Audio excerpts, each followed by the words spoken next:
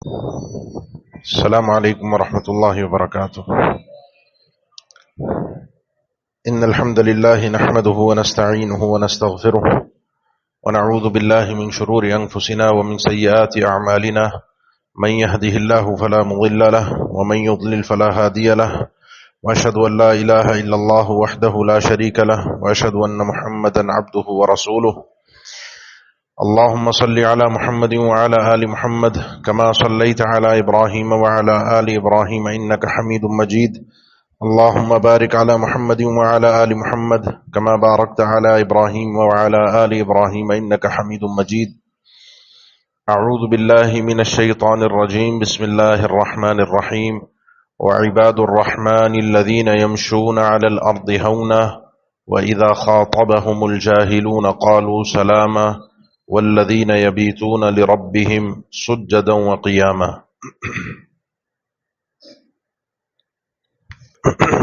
سورۃ الفرقان کی یہ آیت نمبر 63 ہے، 63. ہم نے سلسلے کا آغاز کیا تھا جس میں عباد الرحمن کے تذکرے تھے، اور عباد الرحمن رحمان کے بندے، الذین یمشون علی الارض ہونا، یہ وہ لوگ ہیں جو چلتے ہیں زمین کے اوپر نرم چال، جن کی چال زمین کے اوپر نرم ہوتی ہے. وَإِذَا خَاطَبَهُمُ الْجَاهِلُونَ، اور جب ان سے کوئی جاہل اپنی جہالت کے مطابق خطاب کرتا ہے، گفتگو کرتا ہے، تو قالوا سلاما، ان کا یہ کہنا یا یہ طرز عمل ہوتا ہے سلام. کچھ وضاحت آپ کے سامنے پہلے ایک مرحلے میں ہو چکی ہے لفظ عباد الرحمن کی.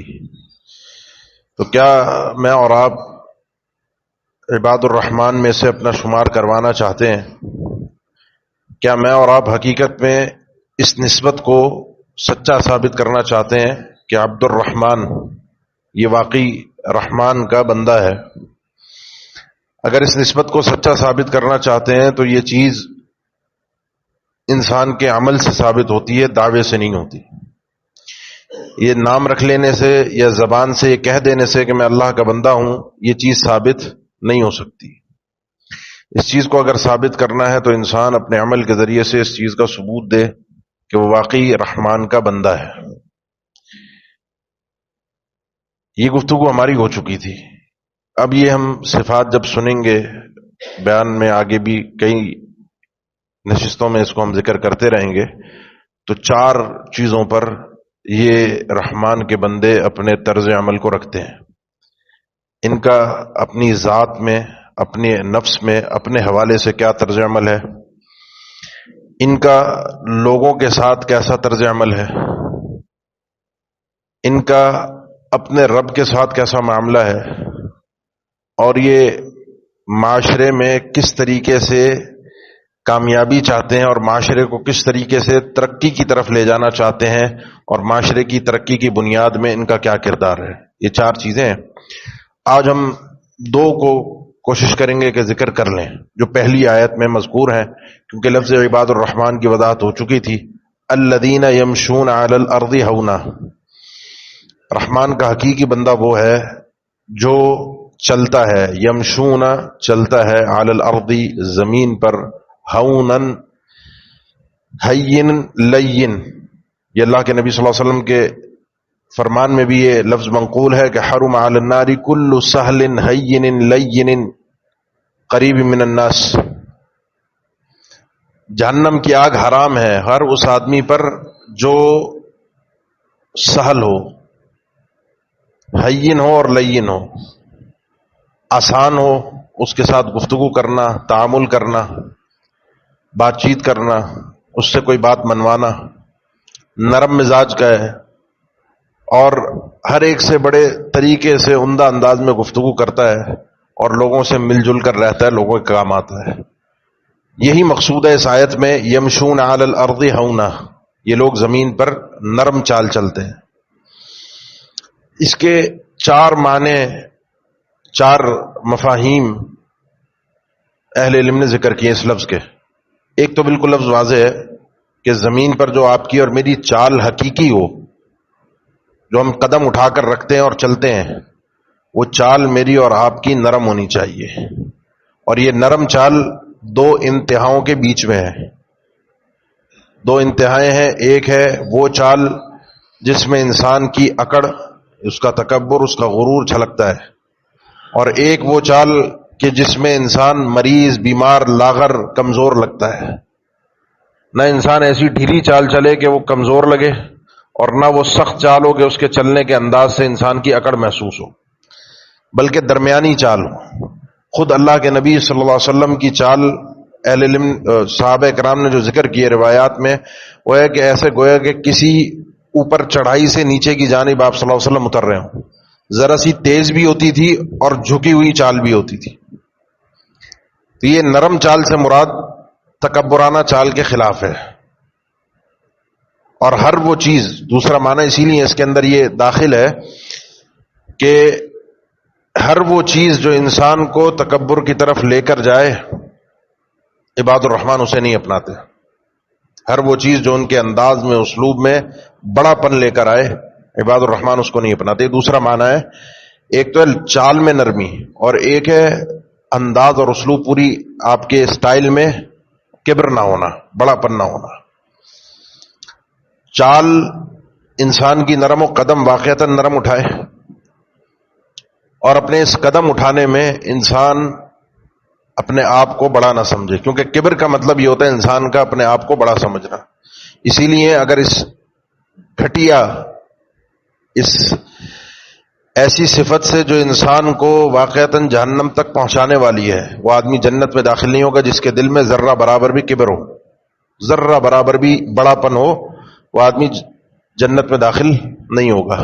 اگر آپ چاہتے ہیں کہ میرے اندر سے یہ چیز ختم ہو جائے، ہم میں سے ہر شخص اپنے آپ کو کسی نہ کسی اعتبار سے بڑا سمجھتا ہے. میں اگر مسجد میں آ رہا ہوں تو میں چاہتا ہوں کہ دروازے سے پہلے میں داخل ہوں، کیونکہ میں بڑا ہوں. میں اگر صاحب علم ہوں، مجھے قرآن آتا ہے، تو میری کوشش یہ ہے کہ مجھے یہ کرسی مل جائے، آپ لوگ سب نیچے بیٹھے، میں اوپر بیٹھوں. میں کسی جگہ پر جا رہا ہوں تو میں چاہتا ہوں کہ مجھے پہلے جانے کا حق دیا جائے، میری سواری پہلے کھڑی کی جائے، میرے لیے استقبال کے لیے لوگ کھڑے ہو کر مجھ سے ملیں، میرے لیے ایک ایسا پروٹوکول ہو کہ سب ہٹ جائیں اور مجھے اسپیشل جگہ دی جائے. یا میں یہ چاہتا ہوں، یا میں یہ دیکھتا ہوں کہ میں مسجد سے باہر نکلا، کوئی سوال کرنے والا کھڑا ہوا تھا اور میں نے اس کو حقارت کی نظروں سے دیکھا، اس کو کمتر جانا، اپنے آپ کو بڑا سمجھا.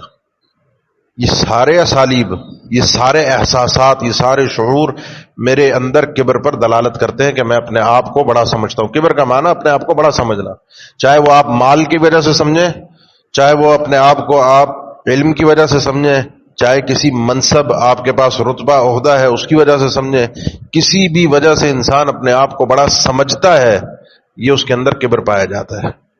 کوئی کسی کو عزت دے دیتا ہے بڑا ہونے کی وجہ سے، وہ کبر نہیں ہے. انزل الناس منازلہم قوموا الی سیدکم، اللہ کے نبی نے سعد ابن معاذ ہے، اوس کے ان کے قبیلے کے سردار تھے پرانے، جو انصار کے قبیلے تھے اوس اور خزرج کے، یہ اوس کے سردار تھے. آپ نے صحابہ سے کہا کہ تمہارے سردار آ رہے ہیں، تمہارے بڑے آ رہے ہیں، اٹھ کے ملو ان سے.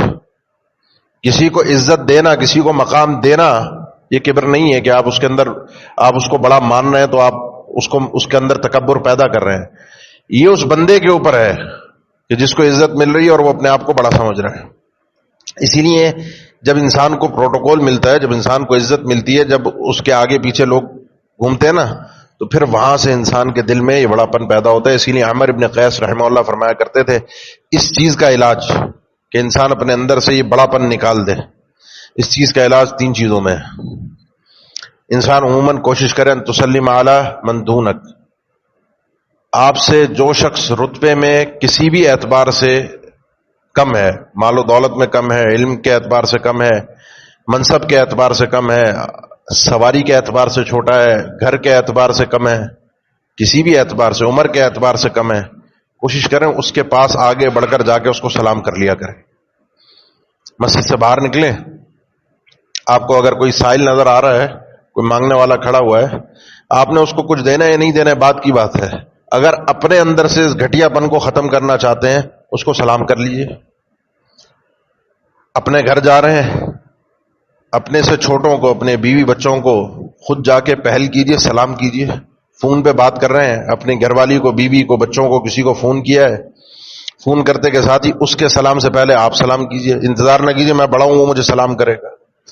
ہمیشہ اپنے سے چھوٹے کو سلام کرنے کی عادت ڈال لیجئے، چاہے وہ رتبے میں ہو، آپ کے دفتر میں، آپ کی دکان پر آپ کا ملازم ہے، آپ کی فیکٹری میں کوئی آپ کا ملازم ہے، کوئی گیٹ پر کھڑا ہوا گارڈ ہے، کوئی بھی کہیں پر ہے، کوشش کریں اس کو گزرتے ہوئے پہلے خود سلام کر لیں. یہ چیز، یہ صفت آپ کے اندر سے بڑا پن نکال دے گی جب آپ نے سلام میں پہل کر لی. دوسرا وہ کہتے ہیں وَأَن تَرْضَىٰ بِمَجْلِسٍ دُونَ مَقَامِكَ. کہیں گئے ہو، کسی محفل میں شریک ہوئے ہو، اور وہاں پر تمہیں لگتا ہے کہ میرے اسٹینڈرڈ کی جگہ یہ ہونی چاہیے، مجھے یہ پروٹوکول ملنا چاہیے، مجھے یہ سیٹ ملنی چاہیے، مجھے ایسی جگہ پر بٹھایا جانا چاہیے. میں شادی میں گیا ہوں تو میرے لیے اسپیشل جگہ ہونی چاہیے، میں کسی کے گھر گیا ہوں تو میرے لیے اسپیشل جگہ ہونی چاہیے. میں مثال کے طور پہ ابھی یہاں آیا ہوں مسجد میں، تو میں یہ چاہوں کہ نہیں، میں پہلے آگے بڑھوں، امام صاحب سے آگے بڑھ کر پہلے میں نے نماز پڑھانی ہے، میرا حق ہے، مجھے اوپر بیٹھنا ہے، میرا حق ہے. اگر میرے نفس کے اندر یہ چیز موجود ہے اور میں اپنے اس چیز کو اپنا حق سمجھتا ہوں، تو یہ چیز میرے اندر سے اس رذالت کو، اس گھٹیا پن کو ختم نہیں کر سکتی. جو جہاں جگہ مل جائے، جس جگہ جگہ مل جائے انسان کو، وہ اس پر راضی ہے. کسی نے عزت دے دی، وہ اس پر بھی راضی ہے. کسی نے نہیں دی تو اس کے دل میں ایک ذرہ برابر بھی ملال نہ ہے کہ مجھے عزت نہیں ملی، مجھے اس نے دیکھو کم تر جگہ دی ہے. یہ چیز آپ کے اندر سے اس گھٹیا پن کو ختم کر دے گی. تیسرا کام یہ کیجئے گا جو عمر ابن قیس رحمہ اللہ نے فرمایا تھا کہ کبھی کسی تعریف پر انسان غرور میں نہ آ جائے، دھوکے میں نہ آ جائے. کوئی آپ کی کسی کام پر تعریف کر رہا ہے، آپ دھوکے میں نہ آئیں اور اپنے کسی عمل پر دنیا کی تعریفی کلمات کی امید بھی نہ رکھیں. میرے گھر میں کوئی تقریب ہو رہی ہے، میں اس میں امید رکھوں کہ لوگوں سے واہ واہ ملے، بڑی اچھی اونچی شان و شوکت والی جگہ پر اس نے شادی کی ہے، اتنے کھانے ہیں، ایسا اسٹائل کا اس نے بندوبست کیا ہے، یا اس کے پاس سواری ایسی ہے، یہ بڑے نیکی کے کام کرتا ہے، بڑے خیر کے کام کرتا ہے. میرے کاموں پر کوئی میری تعریف نہ کرے، اور اگر کوئی کر بھی دے تو مجھے اس کی پرواہ نہیں ہے، میں اس سے دھوکے میں نہیں آتا. کر رہا ہے اپنی مرضی، اللہ کی بارگاہ میری شہادت دے دے، میری کسی نیکی کی وہ خود دے، میرے سامنے نہ کرے. اگر آپ یہ اپنے اندر تین چیزیں پیدا کر لیتے ہیں، یا آپ نے علاج کر لیا جو انسان کی فطرت میں اپنے آپ کو بڑا پن، اپنے آپ کو اونچا تصور کرنا، یہ گھٹیا پن اس کے اندر سے نکل جائے گا. وعباد الرحمن الذین یمشون علی الارض ہونا، زمین پر نرم چال چلتے ہیں، چال کے اندر بھی اکڑ نہیں ہے، چلتے ہوئے کسی کو حقیر نہیں سمجھتے. ولا تمشی فی الارض مرحا انک لن تخرق الارض ولن تبلغ الجبال طولا، زمین پر اکڑ کر مت چلنا. یہ اکڑ تمہاری نہ کوئی، تم اس کے ذریعے سے پہاڑ کی چوٹی پر پہنچ سکتے ہو، نہ تم زمین کو پھاڑ سکتے ہو. تمہارے قدم مٹی کے بنے ہوئے ہیں، نرم ہی ہیں، زمین پر ہی رہیں گے، آسمان پر تم اڑ نہیں سکتے. انسان کو یہ بات اگر سمجھ میں آ جائے تو اس کو اپنی حیثیت کا اچھی طریقے سے اندازہ ہو جاتا ہے. تیسرا معنی زید بن اسلم رحمہ اللہ، مشہور پرانے متقدمین مفسرین میں سے ہیں، امام قرطبی نے ان کا قول نقل کیا، کہتے ہیں کہ یہ کہتے ہیں مجھے اس لفظ کا معنی صحیح سمجھ نہیں آ رہا تھا. یمشون علی الارض ہونا، عباد الرحمان کی بات ہو رہی ہے اور پہلی چیز آ رہی ہے یمشون علی الارض ہونا. وہ تو کوئی بڑی صفت آنی چاہیے تھی. میں پچھلی بار بھی ذکر کیا تھا، کوئی نہ نماز ہے، نہ روزے ہیں، نہ زکوٰۃ ہے، کوئی لمبی چوڑی بات، وہ تو کرنا ہی کرنا ہے، یہ اسپیشل لوگوں کی بات ہے. اس میں جب پہلی بات ہوئی یمشون علی الارض ہونا، کہتے ہیں بات سمجھ نہیں آ رہی تھی. کہتے ہیں ایک دن سویا ہوا تھا تو خواب میں یہ جملہ آیا کہ جیسے سننے میں آیا کہ وعباد الرحمن الذین یمشون علی الارض، یمشون علی الارض کا معنی ہم الذین لا یریدون ان یفسدوا فی الارض، یہ لوگ زمین میں فساد نہیں مچانا چاہتے، فسادی نہیں ہے، لوگوں کے درمیان فساد نہیں پھیلاتے، لوگوں کو لڑواتے نہیں ہیں، اور لوگوں کے درمیان کسی قسم کی خرابی کی کوشش نہیں کرتے. یہ ان کی نرم چال کی علامت ہے. اس کا ایک اور معنی اسی کے ساتھ ساتھ یہ ہے کہ لا یمشون علی الارض ہونا، زمین پر نرم چال چلتے ہیں، ان کی چال کسی بھی، ان کے قدم کسی بھی گناہ کی طرف نہیں اٹھتے، اپنے قدموں کو چلا کر کسی گناہ کی طرف نہیں جاتے. یہ سارے معنی اپنی جگہ پر درست ہیں. پھر ابن عطیہ جو پرانے متقدمین مفسرین میں سے ہیں، آغاز کی جن کی تفسیرات تحریر شدہ ہیں، وہ کہتے ہیں اس کا معنی ایک اور بھی ہے. کیونکہ بہت سے لوگ جو چال میں نرم ہوتے ہیں، جن کی چال تو درمیانہ ہوتی ہے لیکن اپنے انداز میں بڑے اکڑ والے ہوتے ہیں، بڑے سیاستدان ٹائپ، حکمران ٹائپ، اس طرح کے لوگ ہوتے ہیں. چال تو بڑی دھیمی ہوتی ہے لیکن مزاج بڑا اونچا ہوتا ہے تو کہتے ہیں یہ چیز میچ نہیں کرتی یمشون علی الارض ہونا. انسان چلتا کیوں ہے؟ بڑی خوبصورت بات کی انہوں نے. انسان چلتا کیوں ہے؟ تاکہ لوگوں کے ساتھ ملے جلے، اپنے کام نپٹائے، لوگوں کے کام آئے، کیونکہ اس کے چلے بغیر اس کے کام نہیں نمٹ سکتے. تو چلنا اصل میں کنایا ہے لوگوں کے ساتھ تعامل کا، لوگوں کے ساتھ میل جول کا. اور لوگوں کے ساتھ میل جول میں یہ آدمی نرم مزاج آدمی ہے، ان کے ساتھ بھی کبر سے، لوگوں کے ساتھ تعلقات میں بھی، لین دین میں بھی، معاملات میں بھی میانہ روی سے پیش آتا ہے. یہ سب چیزیں بتوفیق اللہ تعالی اس مفہوم کے اندر ہے. اگر آپ چاہتے ہیں اپنے آپ کو عبد الرحمن بنانا تو یہ صفات اپنے اندر پیدا کیجیے.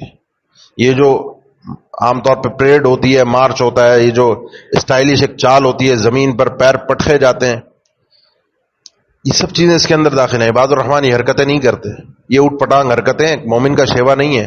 ہاں، دوران جنگ کافر پر روب ڈالنا، مقابلے کے ٹائم پر روب ڈالنا، وہ دوران جنگ ہے. یہ تیاری کرتے ہوئے اسے روب دکھانا، وَأَعِدُّوا لَهُم مَّا اسْتَطَعْتُم مِّن قُوَّةٍ، وہ کیفیات، وہ مزاج الگ ہے. وہ تو کافر کو یہ دکھانا ہے کہ ہم اسلام کی بنیاد پر برتر ہیں، باقی آپس کے معاملات کے اندر میں اور آپ دونوں برابر ہیں. پتہ نہیں بارگاہ الہی میں کون اللہ کی بارگاہ میں زیادہ عزت دار ہو، زیادہ حق والا ہو، زیادہ مقرب ہو، کیونکہ کمال تو اسی میں ہے کہ اللہ کی بارگاہ میں نام اونچا ہو جائے. یہاں میرا اور آپ کا نام اونچا ہمیں کسی کام نہیں آئے گا. تو عباد الرحمن الذین یمشون علی الارض ہونا. باقی اس کا ایک معنی اور بھی ہے، وہ آگے انشاءاللہ ہم انہی آیات کی تفسیر میں آگے جب پڑھیں گے کہ ان کی زندگی پوری کی پوری یمشون علی الارض ہونا، یہ صرف یہ چال نہیں بلکہ پوری زندگی کا بیان ہے کہ ان کی پوری زندگی میانہ روی پر قائم ہے. لیکن وہ انشاءاللہ ہم آگے آیت آئے گی والذین اذا انفقوا لم یسرفوا ولم یقتروا وکان بین ذلک قواما، اس آیت کے اندر اس معاملے کو واضح کریں گے انشاءاللہ. تو عباد الرحمن اپنی ذات میں اپنے آپ کو بڑا نہیں سمجھتے، اور اس کی علامت کیا ہے؟ کیونکہ آپ کی اور میری چال بارگاہ الہی میں نوٹ کی جاتی ہے، لکھی جاتی ہے، بارگاہ الہی میں اس کو چیک کیا جاتا ہے. میری اور آپ کی چال کو اسی نے اللہ نے ذکر کیا ہے. اور انسان کی چال جو ہے وہ اس کے ما فی الضمیر کا اظہار ہوتی ہے. میرے چلنے کا اسٹائل میرے اندر کی کیفیت کو بیان کر رہا ہوتا ہے. میں جس اسٹائل میں چل رہا ہوں اس کا معنی یہ ہے کہ وہ کیفیت میرے دل کے اندر، میں اپنے آپ کو بڑا سمجھتا ہوں، میری چال ویسی ہوگی. بعض اوقات ہوتا ہے، اسی لیے بعض علم نے ذرائع سے انسان کو منع کیا ہے. جو ذرائع انسان کے اندر یہ ذرا چال کے اندر اونچا پن کر دیں، اسی لیے پائچے نیچے کرنا منع ہے، ٹخنے سے نیچے کرنا مرد کے لیے منع ہے. کبھی کبھار جو ہے وہ ایک آدھ بڑی پرانی کئی سالوں پہلے کی بات ہے، شوق میں نا یہ بڑی شلواریں ہوتی ہیں گھیر والی، لوگ پہنتے ہیں. کچھ قبائل کا، کچھ لوگوں کا یہ انداز ہے، وہ اسی طرح کے کپڑے پہنتے ہیں، اس کے بغیر پہن نہیں سکتے. ہمارا انداز نہیں ہے. میں نے بھی ایک شوق میں ایک دفعہ سلوائی، ایک دو دفعہ جب پہنی نا، اس کے پہننے میں ہی کچھ احساس عجیب سا محسوس ہو رہا، وہ کپڑا کھلا سا اور عجیب سا اسٹائل، وہ اپنے دل کو ہی عجیب احساس دے رہا تھا کہ پتہ نہیں میں کیا چیز ہوں. تو اللہ نے اس سے جان چھڑوا دی الحمدللہ، یعنی چھوڑ دیا اس کو. کہ اسی لیے لباس میں ریشم کا لباس مرد کے لیے منع ہے، سونا حرام ہے. اس کی اور بھی وجوہات ہیں، ان میں سے ایک وجہ یہ بھی ہے کہ مرد کے شائع نشانی چیزیں آپ کے اور میرے دل کے اندر بڑا پن لے کر آئیں گی، مجھے آپ کو کہیں سے کہیں لے جائیں گی. یہ جو کپڑوں کا اس طرح پھیلنا، کپڑوں کا چوڑا ہونا، یہ سب چیزیں انسان کے احساس کو، اندر کے ضمیر کو بڑا کرتی ہیں، اس کے اندر کبر پیدا کرتی ہیں، اور پھر اس کی چال کے ذریعے سے انسان کی یہ چیز نمایاں ہوتی ہے. اس لیے اپنے اندر کی صفائی کا، پاکی کا اہتمام کیجیے، اپنی ذات کو پاک کیجیے. اور کوئی بھی شخص، امام احمد سے اور بھی دیگر کے علم سے یہ منقول ہے، انسان باہر نکلے تو یہ سمجھے کہ مجھ سے کوئی افضل ہے ہی نہیں، میں کسی سے افضل نہیں ہوں، اور کوئی مجھ سے کمتر نہیں ہے، سب مجھ سے بہتر ہی ہوں گے. اپنے آپ کو باہر نکلنے کے بعد کسی سے بڑا سمجھنا، یہ چھوٹا آدمی ہے، یہ ریڑھی والا حقیر آدمی ہے، پنچر والا، اس کی کیا اوقات، یہ دکان والے کی کیا حیثیت میرے آگے بولے. باہر نکلنے کے بعد انسان یہ سمجھے کہ سب مجھ سے بہتر ہے، میں سب سے کمتر ہوں. وَإِذَا خَاطَبَهُمُ الْجَاهِلُونَ قَالُوا سَلَامًا. میرا خیال ہے وقت ہمارا یہاں پر ہمارا طے ہوا تھا 20 سے 25 منٹ، 20 منٹ تو ہو گئے. اس پہ بھی کچھ بات ہے، کیونکہ اب یہ جو دوسرا رویہ ہے نا، وَإِذَا خَاطَبَهُمُ الْجَاهِلُونَ قَالُوا سَلَامًا، یہ انسان کا دوسروں کے ساتھ تعامل ہے. اپنی ذات کے اندر کس طرح ہے، اور جب دوسروں سے پیش آتے ہیں تو کس طرح ہوتے ہیں. اور دوسروں میں جو سب سے بدترین آدمی ہے، جو سبب اور ذریعہ بنتا ہے انسان کو بدتر بنانے کا. ریئیکشن کا مطلب نہیں ہے کہ انسان رد عمل میں جو چاہے کہہ دے اور اس کو کہہ دیا جائے یہ رد عمل تھا. رد عمل بھی بارگاہ الہی میں کاؤنٹ ہوتا ہے. تو اسی لیے سب سے بدترین آدمی کا ذکر کیا جو انسان کو ابھارتا ہے ریئیکشن دینے پر، وہ ہے جاہل. اب یہ ذرا ذکر کرنا ہے آپ سے کہ جاہل کون ہوتا ہے. قرآن مجید میں احادیث میں جاہل کس کو کہا گیا ہے. اس جاہل کا مخاطب ہونا، آپ سے گفتگو کرنا، پھر آپ کا اس کے ساتھ جوابی رویہ کیا ہوگا، جوابی بیانیہ کیا ہوگا، یہ بھی ایک ذرا گفتگو تھوڑی سی ہے سمجھانے والی، تاکہ ہم اپنے معاشرے میں دوسروں کے ساتھ جینے کا، اپنے سے جو جاہل لوگ ہیں، علم میں کمتر ہیں، ہم ان سے اپنے آپ کو افضل تو نہیں سمجھ رہے، لیکن اپنے آپ کو اس لیول تک نیچے لے کر بھی نہ آئے. تو انشاءاللہ یہ گفتگو پھر اگلی دفعہ انشاءاللہ کریں گے، اگلی محفل میں. تو آج انہی باتوں پر اکتفا کرتے ہیں. اللہ مجھے اور آپ کو ان صفات کو سمجھنے کی اور حقیقی معنی میں اپنانے کی توفیق دے. یہ گفتگو سننا سنانا مقصود نہیں ہوتا، اصل مقصد بارگاہ الہی میں وزن ہوتا ہے، عمل کا حیثیت ہوتی ہے، مقام ہوتا ہے جو آپ اور میں کرتے ہیں. اس لیے کوشش کیجئے میں اور آپ دونوں مل کر کہ اپنے اندر یہ صفات پیدا کریں. باقی یہ سننا سنانا یہ نصیحت کے لیے ہوتا ہے تاکہ ایک یاد دہانی ہو جائے، میرے اپنے لیے بھی اور آپ کے لیے بھی. اللہ ہم سب کو عمل کی توفیق عطا فرمائے. اقول قولی ھذا واستغفر اللہ لی ولکم، والسلام علیکم ورحمۃ اللہ وبرکاتہ.